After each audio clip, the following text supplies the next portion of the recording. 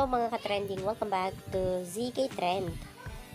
Wala na talagang inaaksayang oras at panahon itong ating Bel Mariano na kahit nga day off niya ngayon o wala siyang shoot ngayon sa nalalapit nilang series ni Donnie ay nag-ensayo nga itong ating Bel kasama ang kanyang trainer para nga sa paghahanda na rin sa karakter niyang si Cha.